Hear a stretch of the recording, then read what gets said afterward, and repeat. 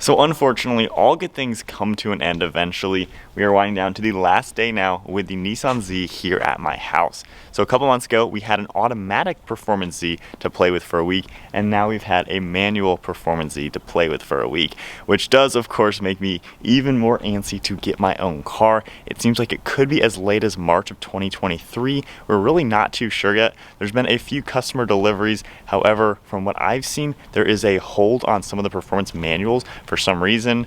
Base model manuals I think are good, and then automatics are good. But even with that, it seems like a car that is certainly not hitting dealerships anytime soon. So it might be a little while until I can actually take delivery of my own car. But now experiencing the manual, I am so much more pumped for the car. The automatic kind of left me kind of bored with the car, especially comparing it to my Supra that I sold in order to buy this car. The automatic Z just isn't quite on par with the automatic Supra. So to me, it was kind of a little bit of a letdown. The transmission just isn't quite as snappy as what I'm used to. The manual, however, completely different story. This thing was absolutely so much fun. I loved rowing through the gears, and it really craves the modifications. This is gonna be one heck of a fun car. So today's video, last day with this car, we're gonna go over some things that I'm super excited about when I take delivery of my own car, any little downfalls with the car, then drive it one last time. So without a doubt, the one thing that I am most excited about when I take delivery of my own manual Z is the modification potential. So my R35 GTR, I bought this car bone stock nearly 5 years ago. Every single mod made this car better and better, from bigger intakes to the mid pipe to the full exhaust to the down pipes, fuel injectors, fuel pump. List goes on and on, all the tuning and everything, building this up to a 700 horsepower E85 monster. Every mod made this car better. I honestly think the Z is going to be the same way. Every mod is going to make this car better and better. And it's funny because, of course, when this car came out, all these super fanboys and a lot of other people in general hated on this because it would never make power, it would never be as quick as a Supra, blah blah blah. Well, we're already seeing stock turbos, these things making well over 500 to the wheels on 93 octane. My Supra had 450 to the wheels, full bolt-ons and tuned. So already this is going to make more power than my Supra ever made.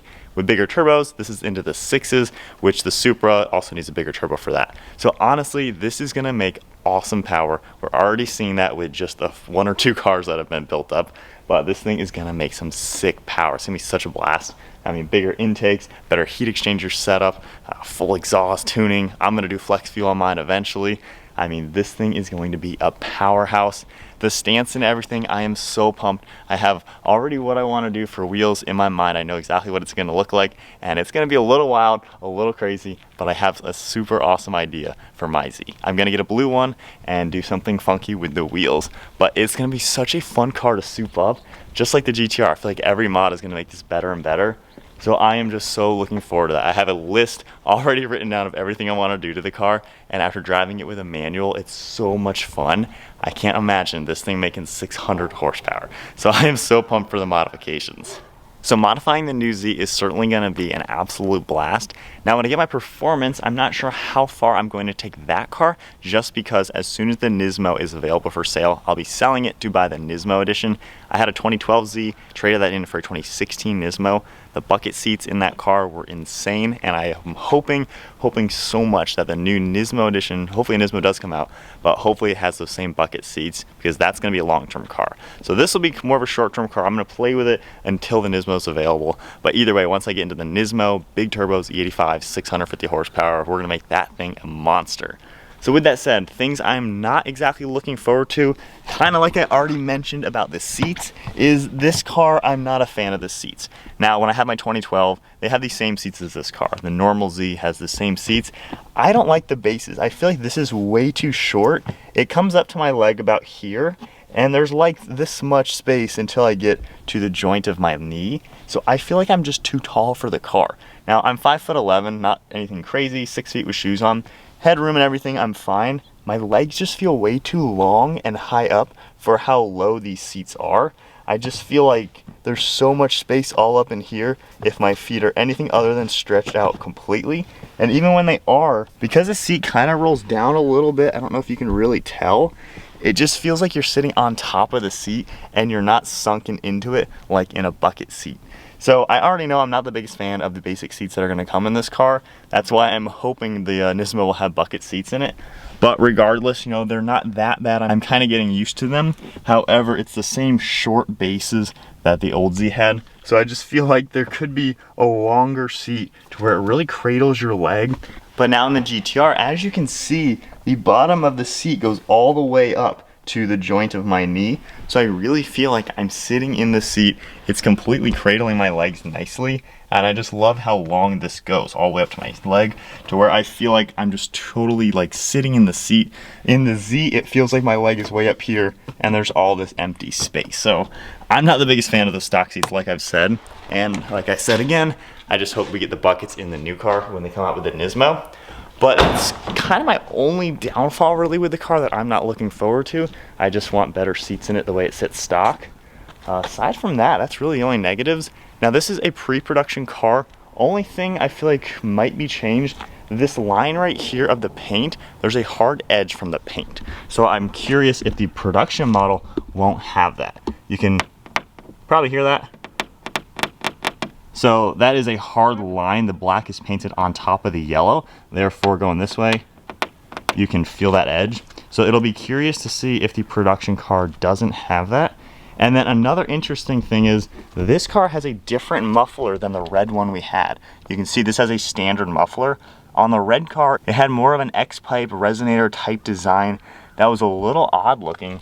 Neither car sounds too good stock, so it's not like the stock exhaust is going to be sitting on this car for any length of time.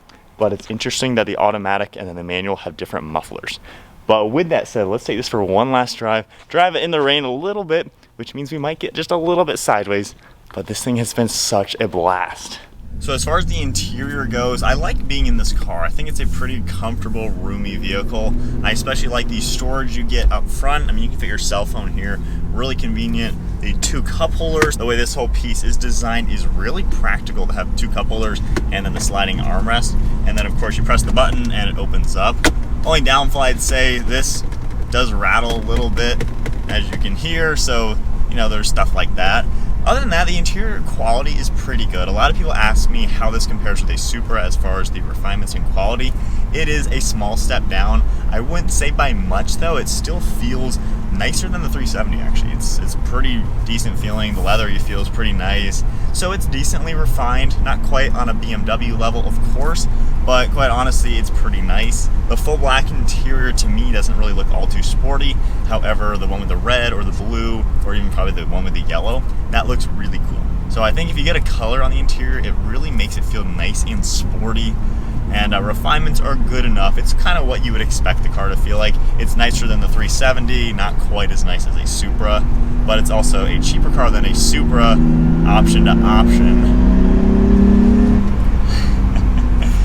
But I tell you, the fun factor with this stick shift is my favorite thing about this. It literally is just so much fun to rip on and row through the gears. There is so much power above like even 3,000. It is so incredibly smooth. It doesn't feel like it's a turbocharged car. A lot of people ask, you know, if there's turbo lag and stuff like that. There's no turbo lag, I would say. It just doesn't even feel like a turbo. It is incredibly smooth to drive. One of the smoothest turbos. Only downfall with that is it doesn't feel like it's a turbocharged car. There's no turbo sounds, nothing like that. So that is one thing, of, again, with the mods, that's gonna make it feel a lot better. Well, even in the rain, you know, not flooring it too crazy, but it grips pretty decent. It's just a good blank canvas. I think the Supra comes out of the gate a little bit stronger with its suspension and steering that you can adjust, so it's a little bit more pinpointy. Power, honestly, I would say is about identical. You know, this car at the wheels, I think dyno's around 370, 380. The Supra, not much more. And even 0 to 60 time. This car, I tested it, I got 4.2 seconds as my best time. Other times were closer to 4.5. The automatic transmission, again, testing that, we got 4 seconds flat as our best time, and most of the time it was 4.2 to 4.5. So honestly, this, with the manual, isn't really much slower than the automatic, a quarter of a second, if that. and it really would depend on the driver. If I compare them two back to back, it would depend on how good each car ended up getting traction off the line. So it's not that the manual is even really much slower than the automatic version, which is nice to see. It really does put the power down well. Flat foot shifting, the shift is so quick. I mean, it's pretty darn awesome. It'll be really cool to test drive the manual Supra, of course, to test that against this, see how they compare. And my overall plan, of course, buying the Z Performance, then into the Nismo Z, and then I do want to get a manual Supra, honestly, and hopefully at that point I can actually have them together. I think that'd be really, really awesome. So that's kind of my plan, what I'm working towards being able to achieve. And I think both cars offer quite a lot. This one gives you a little bit cost-effective version of the Supra, and it's more of a blank canvas to start. The Supra starts off really good. It has more character with the exhaust, the better suspension and steering setup. It's $6,000 more, of course, so you are paying for that. But it's really cool just to see what this has to offer. All right, traction control off. We will flip a UE, and we won't spin it too much, but